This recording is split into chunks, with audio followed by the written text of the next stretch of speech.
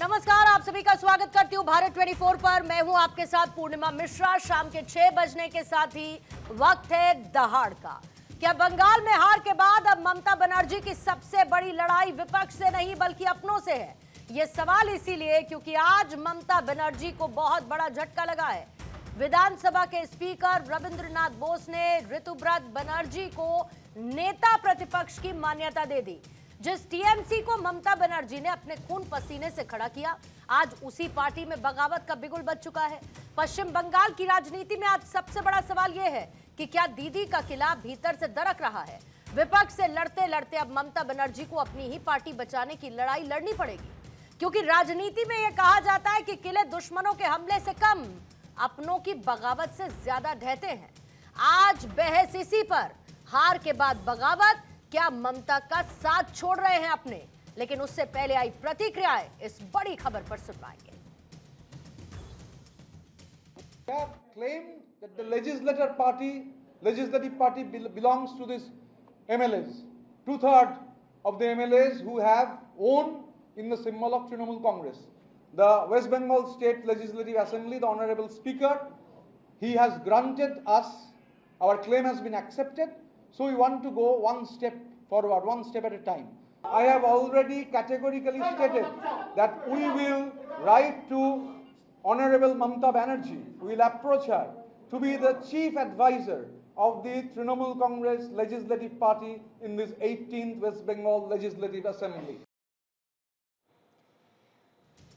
तो आज दहाड़ की शुरुआत करने से पहले आइए सामने रखती हूं प्रमुख सवाल। चुनावी हार के बाद टीएमसी में नेतृत्व पर भरोसा टूट रहा है। दीदी के सबसे भरोसेमंद सिपाही अब उनके खिलाफ मोर्चा खोल चुके हैं। बंगाल में भी महाराष्ट्र वाला शिवसेना मॉडल दोहराया जा रहा है। और क्या टीएमसी का किला भी भीतर से हिल चुका है? बंगाल में दीदी बनाम अपनों की जंग की क्या ये शुरुआत है? हमारे साथ मेहमानों का एक खास पैनल मौजूद रहेगा कि दहाड़ में चर्चा बड़ी है और खास तौर से टीएमसी के भविष्य को लेकर, पश्चिम बंगाल में उस पार्टी को लेकर। इससे पहले हमने देखा महाराष्ट्र से लेकर या फिर बाकी स्टेट्स में भी कैसे पार्टी में टूट नजर आई। महाराष्ट्र में एनसीपी से लेकर शिवसेना तक एक टूट नजर आई, सिंबल को लेकर लड़ाई हुई। बंगाल में क्या कुछ होने वाला है और क्या ये सिर्फ ट्रेलर है, पिक्चर अभी बाकी है? हमारे साथ मेहमानों का खास पैनल मौजूद रहेगा। इस वक्त हमारे साथ अश्विनी दुबे जी संविधान विशेषज्ञ के तौर पर जुड़े हुए हैं। बाकी मेहमानों का पैनल भी अब से थोड़ी देर बाद हमें ज्वाइन इन करेगा। अश्विनी जी, आप ही के साथ शुरुआत करती हूँ क्योंकि अभी अभी खबर आई। चर्चा तो आज हम दूसरे मुद्दे पर करने वाले थे, लेकिन लगा टीएमसी के लिहाज से और पश्चिम बंगाल के लिहाज से खबर बहुत बड़ी है। लेकिन ऐसा लगता है कि अभी तो सिर्फ नेता प्रतिपक्ष की बात आई, लेकिन ये सिर्फ ट्रेलर, पिक्चर अभी बाकी। संवैधानिक लिहाज से अब जब इतनी बगावत हो चुकी है तो ये लोग और क्या क्या कर सकते हैं? Because it's a 2/3 majority. देखिए, अभी जैसे टीएमसी के जो बागी विधायक हैं वो नेता प्रतिपक्ष, चीफ विप जैसे पद तो ले सकते हैं, लेकिन शिवसेना और एनसीपी की तरह पार्टी पर अधिकार नहीं ले पाएंगे, क्योंकि बड़े गुट के दावे पर चुनाव आयोग फैसला लेता है। याद करिए महाराष्ट्र के केस में भी जब अजीत पवार की बात हुई थी या एकनाथ शिंदे की बात हुई थी, तो उस समय तमाम जो पैरामीटर्स थे, उन पैरामीटर्स के बाद जो है पार्टी पर उनका अधिकार आया था। मामला कोर्ट भी जा सकता है। 2/3 यानी 28 में से 19 लोकसभा सांसदों की भी जरूरत होगी। अभी तो विधानसभा में चलिए विधानसभा के विधायक हैं, इसके अलावा संगठन के पदाधिकारियों का रुख महत्वपूर्ण होता है। और इससे बचने के लिए देखिए ममता ने पहले ही सभी कमेटियां भंग कर दी। तो जो 10th शेड्यूल है संविधान का, उसमें जो दल बदल कानून है, उसमें पार्टी संगठन के संविधान और निर्वाचन आयोग के नियमों से तय होते हैं। लेकिन अभी जो परिस्थितियां, उन परिस्थितियों के मुताबिक नेता प्रतिपक्ष कौन होगा, मेजॉरिटी जिसके साथ वहां पर अपोजिशन पार्टीज के, उसको विधानसभा का जो स्पीकर है वो विधानसभा का स्पीकर तय करेगा। और विधानसभा स्पीकर ने उनकी जो प्रपोजल है वो प्रपोजल लेकर के और उसमें ये मान लिया है। दूसरा, जो 91वां संशोधन है संविधान का 2003 में आया, उसमें कम से कम 2/3 विधायक मूल पार्टी से जब अलग होने का निर्णय लेते हैं तो उन्हें डिस्क्वालिफिकेशन से छूट मिल सकती है। आने वाले दिनों में हो सकता है। इसके बाद फिर चुनाव आयोग यह जांच करता है कि पार्टी पर असली नियंत्रण किसका होगा। जो 4 पॉइंट हैं, पार्टी संगठन किसके साथ है, राष्ट्रीय या राज्य कार्यकारिणी किसके साथ है, पार्टी का कॉन्स्टिट्यूशन क्या कहता है, चुने हुए प्रतिनिधियों का समर्थन किससे है। तो महाराष्ट्र में भी अगर आप देखें तो पिछले 5 सालों में 2 बड़ी पार्टियां टूट चुकी हैं और अल्टीमेटली चुनाव आयोग ने यह मान लिया इन तमाम पैरामीटर्स को तय करने के बाद कि अजीत पवार अब सुमित्रा पवार की जो एनसीपी असली एनसीपी, एकनाथ शिंदे की जो शिवसेना या असली शिवसेना है, तो संवैधानिक रूप से विधानसभा के अंदर तो लीडर ऑपोजिशन तय हो गया, चीफ विप तय हो गया, लेकिन पार्टी पर नियंत्रण के लिए चुनाव आयोग आने वाले दिनों में तय करेगा। ठीक है, हमारे साथ सुमित मेहरोत्रा भी जुड़ चुके हैं, टीएमसी के नेता। सुमित जी, आपका स्वागत करती हूं, लेकिन जहां पर ममता बनर्जी का स्वागत होना चाहिए था, अपनों को साथ खड़ा होना चाहिए था, अपनों की बगावत टीएमसी को तोड़ने में लगी हुई है। और जो मैंने अपने शुरुआती दौर में कहा कि किले दुश्मनों के हमले से कम बल्कि अपनों की बगावत से ज्यादा ढहते हैं, क्या टीएमसी आज इस स्टेज में है और ये वजह ममता बनर्जी के पीछे पीछे चली या अभिषेक बनर्जी के नाम पर पार्टी टूट रही है? नहीं, ऐसा कुछ नहीं है, पर मीडिया में जिस तरीके से प्रोपोगंडा चल रहा है, ये क्यों हो रहा है, ये भगदड़ क्यों मची? ये मची है सीबीआई ईडी के लिए। सीबीआई ईडी या पुलिस उनके घरों पे, नेताओं के घरों पे जाकर के उन्हें मार तोड़ करना, छापे मारना, इससे बचने के लिए भारतीय जनता पार्टी के आगे सरेंडर करना पड़ा। उन्होंने कहा हम डायरेक्ट आपको नहीं लेंगे, आप एक नया दल बनाइए और आप उस दल में आप शामिल हो जाइए, हम आपको कुछ नहीं करेंगे। ये होना यही है। तो क्या है, आप देखिए ना, सीबीआईडी का प्रयोग करके आप सारे, चाहे महाराष्ट्र हुआ चाहे उत्तर प्रदेश हुआ, ऐसा कौन सा दल है जहां पे आप लोगों ने इस प्रयोग को नहीं करा है? तो ये कोई नई बात तो कर नहीं रहे। ठीक है, आज अगर सीबीआईडी का प्रयोग करके आप कर रहे हैं तो कल को आने वाले दिनों में आपके साथ में भी यही होना है। आप कर लीजिए, जो आरोपी हैं, जिनकी जांच आपको करनी है, जितने नेताओं को उठाना है, एक के बाद एक नेताओं को उठाते चले जा रहे हैं, लोगों के घरों पे हमला होता चला जा रहा है, क्या करेगा? लोगों की बिल्डिंगें टूटती चली जा रही हैं, लोग क्या करेंगे? बचने के लिए कहीं ना कहीं तो जाएंगे ना, कहीं ना कहीं तो भागेंगे। पर ये देखना है कि जनता किसके साथ में है, किसके नाम पे वोट पड़ा है। अभी जो ममता बनर्जी ने बैठक बुलाई थी उसमें कितने विधायक पहुंचे थे साहब? ममता बनर्जी ने अभी जो बैठक बुलाई थी उसमें कितने लोग पहुंचे थे सुमित साहब? पूर्णिमा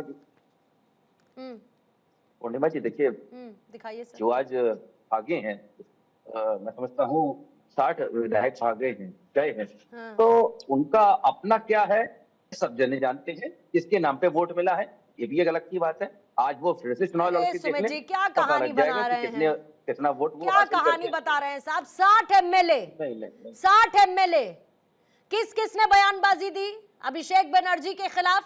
हर किसी के पीछे ईडी सीबीआई लगी है क्या? ममता बनर्जी के परिवार से ही लोग ममता बनर्जी के खिलाफ अपना असंतोष जाहिर कर रहे हैं। ये कह रहे टीएमसी में किसी की नहीं सुनी जाती, उनके पीछे कौन सी ईडी सीबीआई लगी है?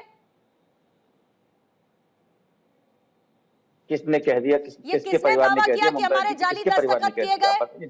ये बीजेपी ने किया? नहीं किया ना साहब। तो आपकी पार्टी के 60 विधायक टूटकर जाते हैं, अपने आप को नेता विपक्ष बना लेते हैं। आज 2/3 मेजॉरिटी।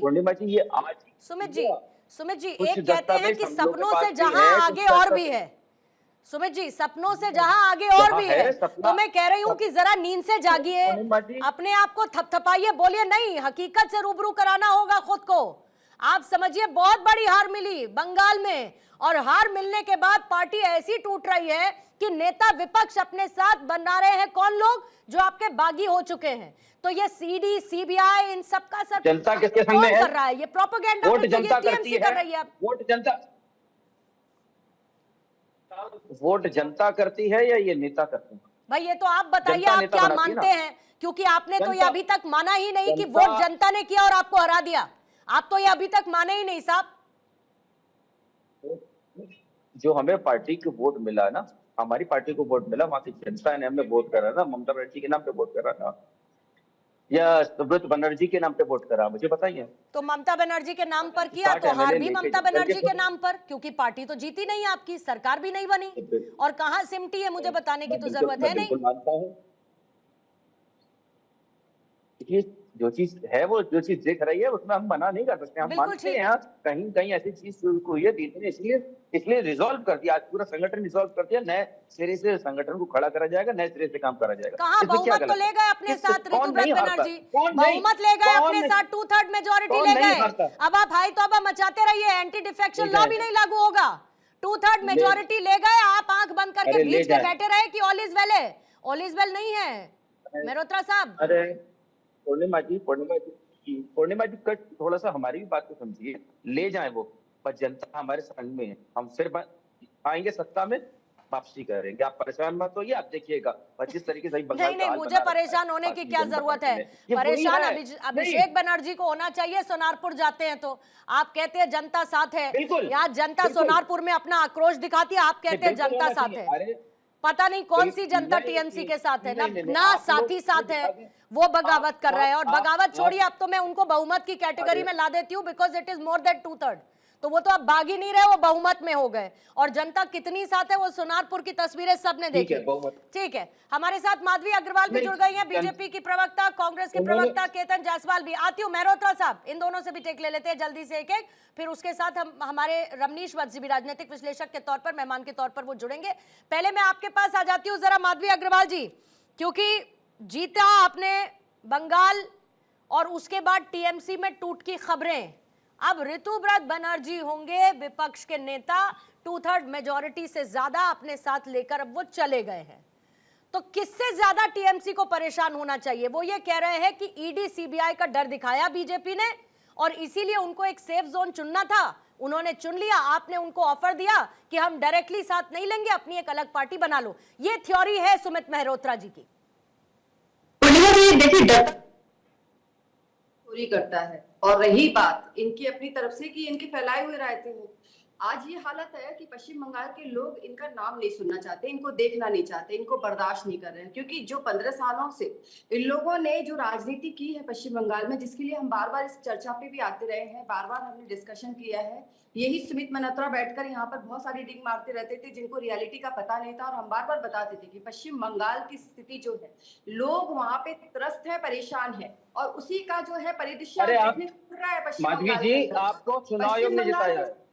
आपको चुनाव सुमित जी आयोग ने सुन जिताया लीजिए, है। ओपनिंग इसको स्टेटमेंट है, मानिए। सुन लीजिए, ओपनिंग स्टेटमेंट है, सुन लीजिए। थोड़ा देर से मिर्ची लगने दीजिए, थोड़ा देर से मिर्ची लगने दीजिए, पहले सुन लीजिए। बोलिएगा पूर्णिमा माधवी। जी, वास्तविकता ये है कि जो इनके नेतागण हैं, जो टीएमसी के नेता है, वो अपने खुले मुंह से बोल रहे हैं, खुले शब्दों से बोल रहे हैं कि किस तरीके से पार्टी के अंदर में करप्शन और भ्रष्टाचार पूरी तरीके से लिप्त था। अभिषेक बनर्जी जो डिमांड करते थे कि प्रत्येक जो जितने भी मंत्री हैं, एमएलए हैं, एमपी हैं, उनको इतना पैसा जो है देना है। कटमनी की ये हालत थी, हम बार बार इस मुद्दे को उठाते रहे कि कटमनी कटमनी कटमनी। आज ये हालत है कि आपको देखने के लिए मिलेंगे कि इनके स्थानीय नेता कटमनी के पैसे को आके पैर छू छू कर लौटा रहे हैं। इन्होंने जो है ऑफिस से लेकर घर तक जो है अधिपत्य कर रखा था। 70,000 करोड़ रुपए का क्या हुआ? जबरदस्ती महाराष्ट्र में अतिक्रमण कर रखा था, अजीत जो अब पवार इनको ने आरोप छोड़ना लगाया पड़ता था है। 70,000 ईडी करोड़ का रुपए डर का। इसलिए होगा भैया, वो आपने कटमनी चोरी कौन नहीं सी की थी? है तो फिर डरने की जरूरत नहीं है। वो कटमनी लेकिन कौन सी थी? सच्चाई तो यही है कि बंगाल को माधवी जो जी, है माधवी जी, राजनीतिक 70,000 करोड़ रुपए का घोटाला जो हुआ था अजीत पवार के और द्वारा, पश्चिम वो बंगाल कौन में सी कटमनी थी? भ्रष्टाचार लिप्त रहा, सिंडिकेट की राजनीति लिप्त रही, जिसकी वजह से अरे महाराष्ट्र में कौन सा खेल हुआ था? महाराष्ट्र में कौन सा खेल हुआ था? ऑटो चालक, हरियाणा में कौन सा खेल हुआ था? जो रिक्शा चालक थे, उन बताइए लोगों जरा, को बताइए, बख्शा नहीं बताइए। जाता था। देखिए, बीच में बोलने से कोई फायदा नहीं है, और ये इनकी आदत है कि एक दूसरे को हमेशा डिस्टर्ब करते हैं। गलत बात में बैठकर यहाँ बोलने की इनकी आदत है। ओके, एक सेकंड माधवी जी, 70,000 करोड़ रुपए का घोटाला। सुमित जी, 70,000 रुपए का घोटाला। सुमित जी मेरी वो कोई बात घोटाला नहीं सुनिए, है। सुमित जी मेरी बात सुनिए। मैंने थोड़ी देर पहले प्ले का बटन दबाया था, अब मैं स्टॉप का बटन दबा रही हूँ, या पॉज का दबा देती हूँ थोड़ी देर के लिए। अगर ऐसे समझ में आता है तो ऐसे समझ लीजिए सर। मुझे ओपनिंग स्टेटमेंट लेने दीजिए, फिर उसके बाद अपना काउंटर रखिएगा। You will have enough time. मुझे सुनने दीजिए बीजेपी का पक्ष क्या है इस पर। ओके, बोलिएगा माधवी जी। जी पूर्णिमा जी, वही मैं कह रही हूँ कि बार बार भारतीय जनता पार्टी इन मुद्दों को उठाती रही कि पश्चिम बंगाल जो है भ्रष्टाचार की आग में जल रहा है। भ्रष्टाचार, सिंडिकेट, कटमनी ये लिप्त है, और इनके स्थानीय नेता जो है इसमें सारा सपोर्ट सिस्टम जो था, जो बैठे हुए इनके शीर्ष नेतृत्व में अभिषेक बनर्जी ही थे। अभिषेक बनर्जी ने बड़े दुख के साथ अपने आप को दिखाया कि उनके ऊपर हमला हुआ। अरे हमला करने वाले तो टीएमसी के आदमी थे, टीएमसी के लोग निकले, स्थानीय लोग, टोटो चालक, ऑटो चालक, जो रिक्शा चालक थे, उन लोगों से जो स्थानीय लीडर जो पैसे लेते थे, जब उनको रोकथाम नहीं होती थी, जिनकी सुनवाई नहीं होती थी, उनकी जो मंत्री है या उनके एमएलए हैं, अभिषेक बनर्जी से बात नहीं कर सकते थे, मिल नहीं सकते थे, ये हालात बने हुए थे। भारतीय जनता पार्टी पे दोषारोपण करने की जगह इनको अपनी गिरेबान में झांकना चाहिए और ये देखना चाहिए कि आखिर 15 सालों में इन लोगों ने पश्चिम बंगाल को दिया क्या। भारतीय जनता पार्टी ने विपक्ष की मतलब विपक्ष की भूमिका निभाते हुए बंगाल के अंदर में लोगों की आवाज बनकर जो मुहिम चलाई, उसी का नतीजा है कि लोगों ने सहर्ष बड़े प्रेम की से स्नेह के साथ बंगाल के भविष्य और विकास को देखते हुए वो नहीं चाहते थे, बंगाल की जनता नहीं चाहती थी कि पश्चिम बंगाल जो है बगल में एक बांग्लादेश की तरह फिर से एक बांग्लादेश तैयार हो जाए। पश्चिम बंगाल में जो स्थितियां बन चुकी थी और यही कारण था कि बंगाल का एक एक जनमानस, एक एक व्यक्ति जो है वो ये चाहता था कि अब बंगाल को इस टीएमसी भ्रष्टाचारी सरकार से जो है निवृत्ति मिले। अब भ्रष्टाचार इनके अंदर लिप्त है, इनकी पार्टियों के अंदर लिप्त है, इनकी मतभेद है, इसमें भारतीय जनता पार्टी की कोई भूमिका नहीं है। भारतीय जनता पार्टी इन्होंने शुरू में कह दिया कि भाई ईडी सीबीआई का डर दिखाया जा रहा है इसीलिए इतने विधायक चले गए, लेकिन एक बात और मेहरोत्रा साहब याद रखनी चाहिए कि आपके हिसाब से अगर ईडी और सीबीआई दरवाजा खटखटा रही है, दरवाजा तभी खोला जाता है जब अंदर बेचैनी हो, और अगर बेचैनी नहीं होगी तो कोई जबरदस्ती दरवाजा तोड़कर अंदर घुस नहीं सकता है। आपके पास आ जाती हूँ केतन जायसवाल साहब, क्योंकि बार बार ये आरोप लगा देना कि अरे क्योंकि टूट हो रही है, अरे शिवसेना में ऐसा हुआ, एनसीपी में ऐसा हुआ, बीजेपी ने सब कुछ बैकडोर से कर दिया, क्यों कोई पार्टी अपने अंदर टूट के लिए नेतृत्व का संगठन की कमजोरी इसको आंकती नहीं है, कहती है कि भाई अंदर लोग असंतुष्ट हैं इसीलिए बाहर जाना चाहते हैं। कब तक बाहरी ताकतों पर इल्जाम लगाया जाता रहेगा?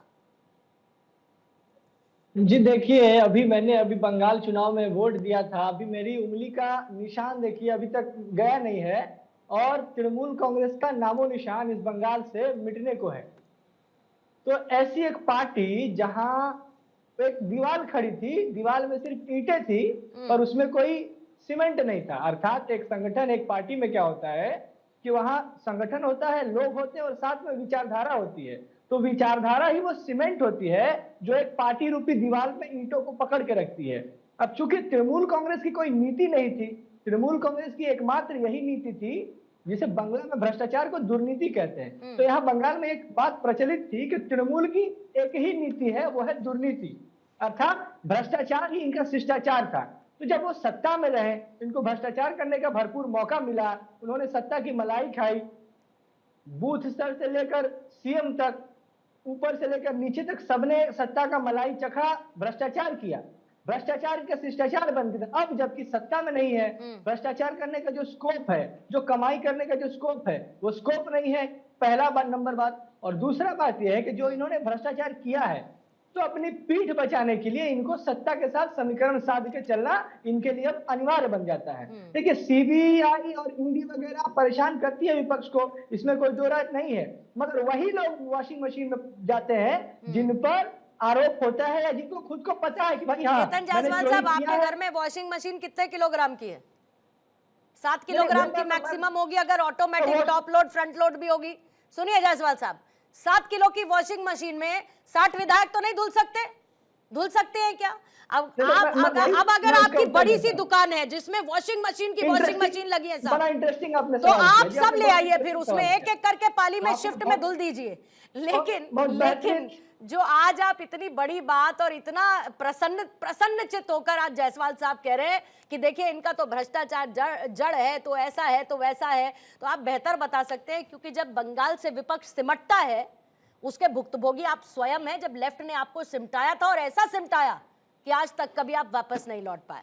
रमनीश वत्स जी भी हमें ज्वाइन इन कर चुके हैं राजनीतिक विश्लेषक के तौर पर। रमनीश जी आपके पास आते हो, अश्विनी जी फिर दोबारा, और सुमित जी, बाकी आप सबका भी काउंटर लूंगी। रमनीश वत्स साहब, क्या हो रहा है पश्चिम बंगाल में? ये दीदी करती थी खेला और खेला हो गया स्वयं के साथ, पहले तो हार और हार के बाद पार्टी में टूट। देखिए, जिस तरह से तमाशे की परिपाटी उन्होंने स्टार्ट किया था ममता दीदी ने, जब पश्चिम बंगाल गए थे तो कार के बोनट के नीचे ही वो लेट गई थी। उसके बाद से जो ममता बनर्जी काफ़ी उभर करके एक युवा नेत्री के रूप में, चूँकि वो कांग्रेस से जुड़ी थी उस समय, तो कांग्रेस युवा की बड़ी नेत्री थी, तो उस समय उभर के आई और वही चीज़ जो है उनके भतीजे ने उसी परिपाटी को अनुकरण किया और उन्होंने पूरा माहौल बनाया जो अभी आपने अंडे जो उनके ऊपर या चोर चोर के नारे लगे, इसके पीछे देखिए साइनी घोष जो बगल की जो एमपी है वहाँ तक वो भी नहीं आती हैं, जो उनका काउंसलर होता है वो तक नहीं आता है, उनका जो सिक्योरिटी अलर्ट जो होता है वो तक नहीं होता है। सीडीआई जब इंट्रोगेशन के लिए बुलाती है सीआईडी, उसके बाद वो नहीं जाते हैं। ये सारी चीज़ें होती है। इसका मतलब है कि उन्होंने एक माहौल पैदा करने का प्रयास किया कि आईसीयू तक हम चले जाएं, उसके बाद पूरे देश में ये माहौल तैयार हो कि देखिए हमारे साथ हम कितना ज़्यादा बड़ा विक्टिम है, हमारे साथ भारतीय जनता पार्टी कितना बड़ा अन्याय कर रही है। लेकिन भारतीय जनता पार्टी ने यहाँ पे अन्याय करने का काम नहीं किया है, यहाँ पे वैक्सीन का काम किया। और जिस तरह से बैक्टीरिया के रूप में टीएमसी जो घूम रहे थे, आज उसका अच्छे तरीके से इलाज हो गया है। और इलाज करने वाले कोई और नहीं है। बैक्टीरिया क्यों? बैक्टीरिया मैं इसलिए कह रहा हूं कि आज जो अब 8 लोग नहीं हो बैक्टीरिया के रूप में ही तो हैं, आज 72 लोग देखिए हैं उनके टीएमसी में।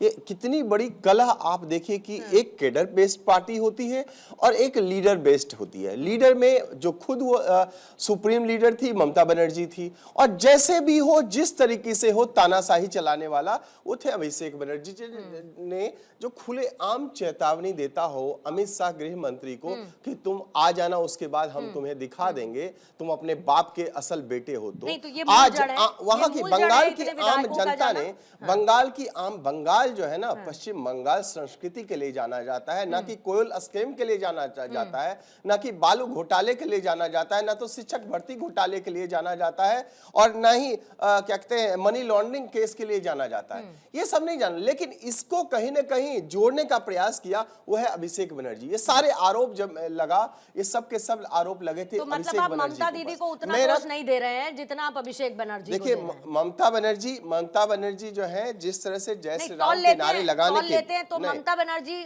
पलड़ा इस मामले में, टूट के मामले में पलड़ा किसका? अभिषेक बनर्जी का ज्यादा बात सबों का है, चाहे वो कावा मदीना भेजने वाली साइनी घोष की बात करें, चाहे ये अभिषेक बनर्जी की बात करें। ममता दीदी को मैं इसलिए कह रहा हूं कि ममता दीदी जिसको आपने आधार बनाया था 2005 में बांग्लादेशी घुसपैठी को, और जिस तरह से सर माथों के ऊपर आपने बिठाया, बंगाल की आम जनता ने आपको नकार दिया। यही सबसे बड़ा मूल कारण है कि आपने बंगाल की संस्कृति माँ माटी मानुष को जो मारने का काम किया, उसको बंगाल की आम जनता जो है उसको पूरी तरह से नकार दिया। और उसके बाद में कहना, आज ही मेरी बात हुई थी, अभी कुछ देर पहले की बात हुई है, खुदीराम टूडू जो बहुत बड़े नेता हैं वहां के और मंत्री भी हैं कैबिनेट में, उनसे मेरी बात हुई थी। उन्होंने कहा था कि अभिषेक बनर्जी का जो आज हाल हुआ है वो उसका ही कर्मों का प्रतिफल है। जो इंसान बोता है वही काटता है। आज जो उसने इतने सारे घोटाले जो किए और वहां पे सनातन संस्कृति का जिस तरह से दोहन करने का काम किया है, चाहे ममता बनर्जी हो चाहे ये अभिषेक बनर्जी हो, इसी का प्रतिफल है कि बंगाल की आम जनता जो है उनको पूरी तरह से नकार दिया, और वहां उनके खुद जो है विधायक उन्होंने ही नकार दिया। जी एक बात तो क्लियर है कि अब इसमें क्योंकि मोर देन 2/3 मेजॉरिटी है, तो इसमें एंटी डिफेक्शन लॉ तो दल बदल कानून तो इन पर लागू नहीं हो सकता, एक ये बात तो बहुत क्लियर है। लेकिन अब क्योंकि टीएमसी है, टीएमसी के चुनाव चिन्ह पर चुनाव लड़ा गया, वो पार्टी हार गई, अब एक अलग गुट बना जिसमें विपक्ष का नेता अप्रूव हो गया स्पीकर की तरफ से, तो क्या समझे कि विधायी दल और राजनीतिक दल ये दो अलग अलग चीजें नजर आएंगी क्या बंगाल में? देख, कुछ दिनों में स्थिति इसलिए क्लियर हो जाएगी कि अभी विधानसभा में ऋतुव्रत बैनर्जी के नेतृत्व में जो 58 विधायकों ने और 2 और जो विधायक हैं उन्होंने अलग गुट बना लिया, और उसको विधानसभा अध्यक्ष रविंद्र बोस को उन्होंने समर्थन पत्र दे दिया। अब जैसे ही विधानसभा अध्यक्ष उस समर्थन पत्र के बेसिस पर डिक्लेयर करते हैं कि ये जो टीएमसी है, टीएमसी के जो विधानसभा में रिप्रेजेंटेटिव होंगे ये ऋतुव्रत बनर्जी और उनके नेतृत्व में जो लोग होंगे, तो उनका नेक्स्ट कोर्स ऑफ एक्शन होगा कि वो जो है चुनाव आयोग के सामने अपना दावा पेश करें कि वही असली टीएमसी है। क्योंकि आप देखिए कि जिस समय ये दल बदल 10th शेड्यूल आया था, दल बदल के आधार पर, अश्विनी जी जिसकी संभावना है नेचुरली बिल्कुल ऐसा होता ही है, क्योंकि अभी भी आप देखिए कि अगर ऐसा नहीं होता तो ममता बनर्जी ने जो उनका जो काडर है, काडर बेस शुरू से लेकर तालुका से लेकर ब्लॉक से लेकर और स्टेट लेवल तक की जो उनकी राजनीतिक दल के जो पदाधिकारी हैं, सब पदाधिकारियों को सबको उन्होंने बर्खास्त कर दिया है। जो उनकी कमेटी है, कमेटियों को बर्खास्त कर दिया। लेकिन 2 बातें समझिएगा कि यहां पर चूंकि 2/3 से ज्यादा मेजॉरिटी के विधायी सदस्य हैं, और अभी आपने तुरंत लेटेस्ट डेवलपमेंट में मेयर का भी रिसिग्नेशन देखा। Right, हाँ। ये इंपॉर्टेंट फैक्टर्स होते हैं इलेक्शन कमीशन के सामने ये निर्धारित करने के लिए कि कितने रिप्रेजेंटेटिव यानी कितना वोट शेयर उस स्टेट का इनके पास है, क्योंकि एक मेंबर ऑफ पार्लियामेंट भी रिप्रेजेंट करता है, विधानसभा में जो अध्यक्ष विधानसभा में सदस्य होते हैं वो रिप्रेजेंट करते हैं, उसके आधार पर जो है चुनाव आयोग निर्णय लेता है। तो मैं समझता हूं कि ये पहली शुरुआत हो गई है। स्पीकर आने ने वाले अपना दिनों काम में कर दिया। यही अब आगे अगर बॉल कहीं जाएगी किसी के कोर्ट में तो एक चुनाव आयोग है, और चुनाव आयोग के बाद फिर सुप्रीम कोर्ट की तरफ, मैं अगर सही समझ पा रही हूं तो ये ऐसे ऐसे बॉल पास बिल्कुल देखिए, हाँ, हाँ। अल्टीमेटली निर्णय सुप्रीम कोर्ट का तब होगा जब चुनाव आयोग के निर्णय में किसी प्रकार की विधायी त्रुटि होगी।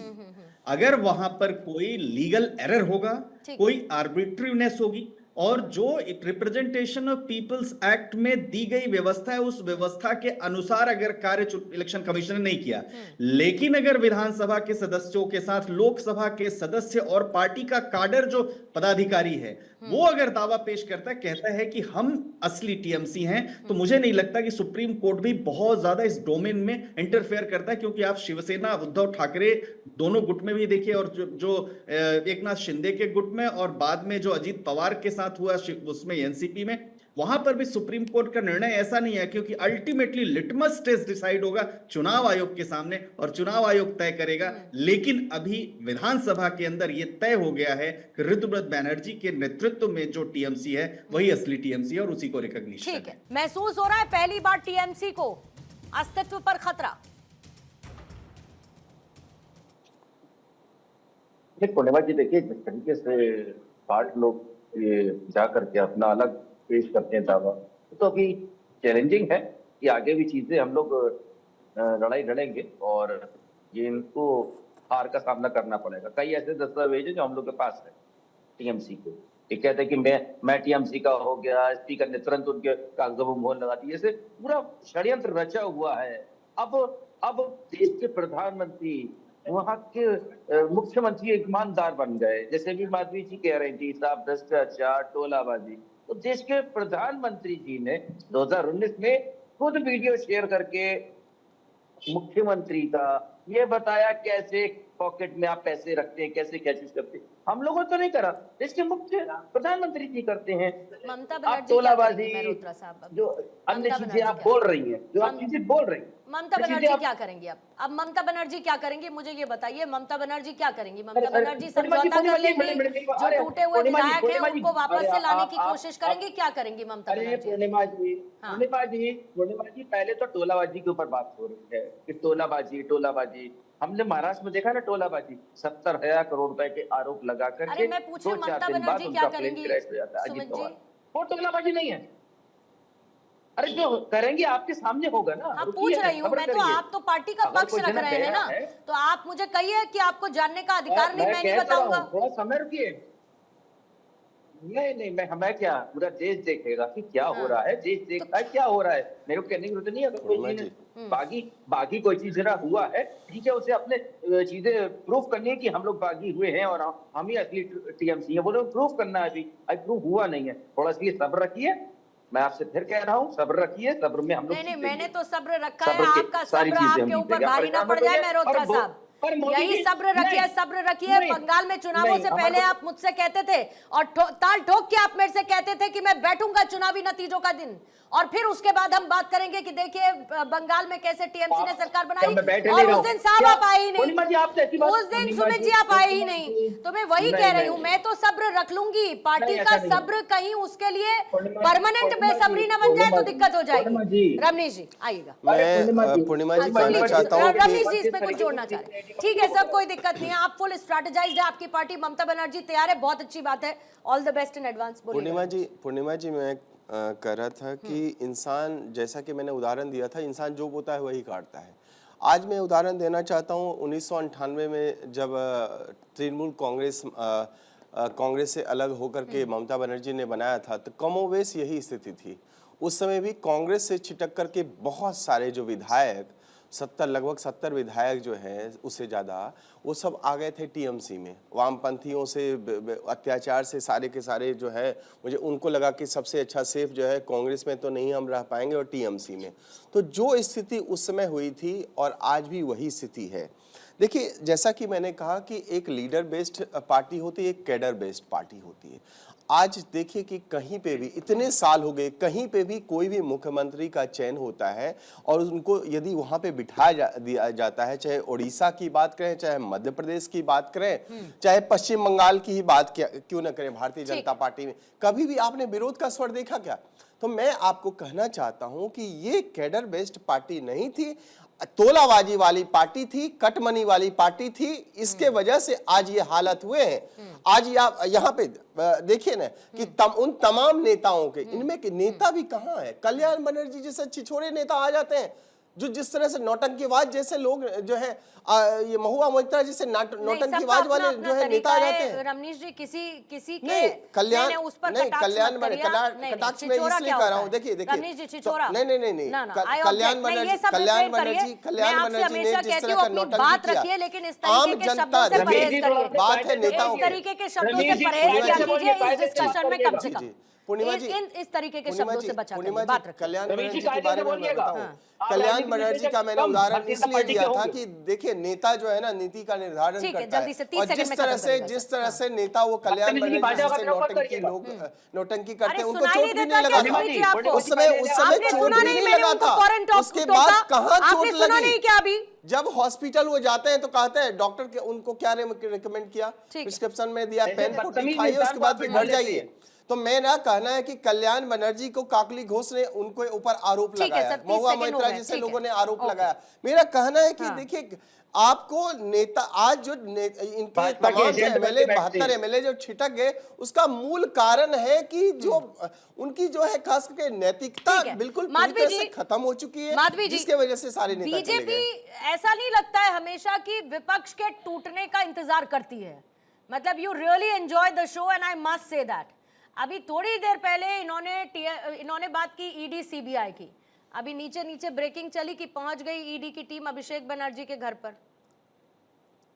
पूर्णिमा जी, ऐसा है कि बार बार यही बात टीएमसी के लोग भी कहते हैं, और ये प्रश्न उठाने का पहले ये देखना चाहिए कि भाई इनके लोग कटमनी लौटा रहे हैं। पूर्णिमा जी, ये बताइए 2014 के बाद से भारतीय जनता पार्टी के कितने विधायक एमपी के पास हमेशा बीच सीबीआई में पहुंची? आप बता दीजिए, बता दीजिए। ये आदमी हमेशा बोलते हैं। सुमित जी, आपकी क्या समस्या है? बोलने की आदत है। ओके, अरे ये आज भी नहीं है। सुमित जी, क्या समस्या है? सुमित जी, क्या समस्या है? फिर से मुझे पॉज बटन लगाना पड़ेगा क्या? बिल्कुल सर, पार्टी आप ही की टूटी है ना, तो आप ही से इतने सवाल किए जाएंगे। वो तो देख रहे हैं बैठकर, वो तो देख रहे हैं, तो सवाल ज्यादा तो आप ही से होंगे ना। पार्टी आप ही की टूटी, आप ही के साथ विधायक चले गए। राष्ट्रीय पार्टी के प्रवक्ता ठीक है, बोलिएगा माधवी जी, कंप्लीट माधवी जी, आप राष्ट्रीय करिए। सुमित जी जरा रुकेंगे प्लीज, आपका टेक ले चुकी हूँ, रुकिएगा प्लीज, रुकिएगा सर, बोलिए माधवी जी। नहीं, ये इनका ये आदत है इनकी, और ये हमेशा करते हैं। बाय द वे पूर्णिमा जी, ऐसा है कि इनके मंत्रियों के घर से पैसे निकलते हैं, इनके लोकल जो स्थानीय नेता है वो पैर छू कर लोगों के पैसे लौटा रहे हैं। जिन लोगों ने अतिक्रमण कर रखा था घरों पर, जबरदस्ती 12-12, 13-13 सालों से घर का भाड़ा तक नहीं दे रहे थे, उन लोगों ने घर छोड़ा है। तो ये लगातार दिखा रहा है कि पश्चिम बंगाल में जो इनके स्थानीय लीडर थे, वो लीडर नहीं थे, वो एक्चुअली गुंडे थे, गुंडागिरी कर रहे थे, और स्थानीय लोग परेशान थे, इनसे दुखी थे। वोट देने से पहले, चुनाव किसी पार्टी से जुड़ने के पहले 10 बार सोचना पड़ता था वहां के स्थानीय लोगों को। डेमोक्रेसी खत्म हो चुकी थी। जिस तरीके से अपीसमेंट की राजनीति हो रही थी, वो भी बंगाल का मानुस देख रहा था। कहा जा रहा था स्टेज पर खड़े होकर कि जो टीएमसी के साथ जुड़ा हुआ नहीं है, टीएमसी को वोट नहीं देगा, उसको बंगाल में रहने का अधिकार नहीं। तो बंगाल के लोगों ने ये बता दिया कि हम तो बंगाल में रहने के अधिकारी हैं, लेकिन जो पार्टी इस तरीके की बातें कर रही है, अब उसको बंगाल में रहना नहीं चाहिए, और जिसका नतीजा 4 तारीख को दिख गया। मैं एक ही बात कहूंगी कि यही व्यक्ति जो है आकर इतना ज्यादा सीना ठोक ठोक कर बोल रहे थे। आज मैं एक बात कहती हूँ कि अगर इनको अपनी पार्टी को बचाना है, तो सबसे पहले जो है वो अवलोकन करना चाहिए कि इनकी स्थिति क्या बनी है, क्यों इनको छोड़ा जा रहा है, क्यों बार बार इनके सारे नेता और जितने भी विधायक हैं एक आदमी का नाम ले रहे हैं, क्यों बोल रहे हैं भ्रष्टाचार की बात। केतन जी, इस पे अवलोकन नहीं करके ये जो है ऑपोजिशन पे बात कर रहे हैं। यही केतन जी, कारण है कांग्रेस ने इससे पहले बहुत बार टूट देखी है विधायकों की, आपके खुद के बहुत सारे लोग छोड़कर गए हैं, और आपने अलग अलग पार्टियों की भी टूट देखी है, लेकिन अभी आने वाले समय में आपकी एक इंडिया अलायंस की सर बैठक होने वाली है। अब आप कहेंगे विचारधारा से चलती है, विचारधारा ही तो छिन्न भिन्न है, और ये विपक्ष के इस गठजोड़ के लिए आप एक खतरा, संकेत या चुनौती देखते हैं इसे कि नहीं देखते हैं? बंगाल में ये जो घटनाएं हो रही है उसके साथ इंडिया अलायंस की होने वाली मीटिंग का कोई लेना देना और कोई संपर्क ही नहीं। मुझे पता नहीं आप कैसे निकाल रही है, कोई लेना क्या देना है? नहीं है देखिए, इसका। मैं आपको बताता हूँ, तब आपको समझाता हूँ कि क्यों राहुल, नहीं लेना नहीं देना। मैं बता देती हूँ कि इससे क्यों लेना देना नहीं है, एक लाइन में बता देती हूँ, फिर उसके बाद आप आगे बढ़ जाइएगा, क्योंकि मुझे बहुत अच्छी तरीके से याद है कि बहुत सारे नेताओं की एकजुट एकमुश्त आवाज आई थी, राहुल गांधी नहीं, ममता बनर्जी को इंडिया अलायंस का चेहरा होना चाहिए। और अब ममता बनर्जी की क्रेडिबिलिटी पर उनकी पार्टी में टूट के साथ सवाल है। अब कंटिन्यू कीजिएगा जायसवाल साहब। हाँ, तो ये बात तो प्रमाणित हो गई ना कि किसके अंदर क्षमता है या किसकी योग्यता है लीड करने की। तो ये सवाल अपने आप में ये मर गया कि ममता बनर्जी क्या इंडिया को लीड कर सकती है, इंडिया गठबंधन को। अब मैं आता हूँ, देखिए मैं आपको दो कहावतें मैं कहूंगा। एक ये है कि बोया पेड़ बबूल का तो आम कहाँ से खाए। तो तृणमूल कांग्रेस ने जो संस्कृति शुरू की थी 2016 के चुनाव में, कांग्रेस वहां सबसे बड़ी विरोधी पार्टी उभर के आई थी, हमारा एलओपी हुआ करता था। इसी प्रकार से हमारे एमएलए तोड़ तोड़ के किसी उनकी ये चेष्टा थी, उनका ये षड्यंत्र था कि हमारा एलओपी किसी तरह से न रहे। आज उसी खेल में हमारे यहाँ बंगाल में कहावत है कि कभी कभी सपेड़े की मृत्यु सांप के काटने से ही हो जाती है। तो जो खेला ममता बनर्जी ने शुरू किया था, उस समय अंपायर और रेफरी ममता बनर्जी थी, आज वही खेला उनके साथ हो रहा है, रेफरी और अंपायर भाजपा के लोग हैं।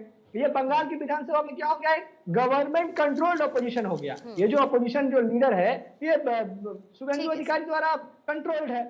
तो ये लोकतंत्र के लिए भी अच्छा नहीं है कि सरकार और विपक्ष दोनों एक ही जगह से कंट्रोल्ड हो, एक ही जगह से उनकी परिचालना हो। अपने आप सामने वाले को इतना पावरफुल बता देते हैं कि उसी के हाथों में सारा का सारा कंट्रोल है।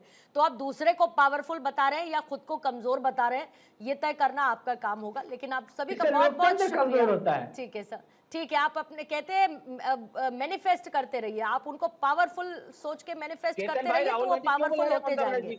अपने आप को कमजोर समझते रहिए तो कमजोर होते जाएंगे। ठीक है, कहते हैं कि जब पार्टी का किला हिलता है तो दुश्मन दीवारों पर हमला नहीं करता है बल्कि हमला अंदर से होता है। और इस वक्त टीएमसी उसी क्राइसिस से गुजर रही है केतन जायसवाल साहब, लेकिन टीएमसी गुजर रही है तो अलायंस को भी सोचना होगा, इंडिया अलायंस को, कि उसका आगे क्या होगा। आप सभी का बहुत बहुत धन्यवाद, माधवी जी, केतन जी, सुमित जी, अश्विनी जी, रमनीश वत्स जी, सभी का शुक्रिया दहाड़ की चर्चा में शामिल होने के लिए। एक छोटा सा ब्रेक लेंगे, आप बने रहिए भारत 24 के साथ।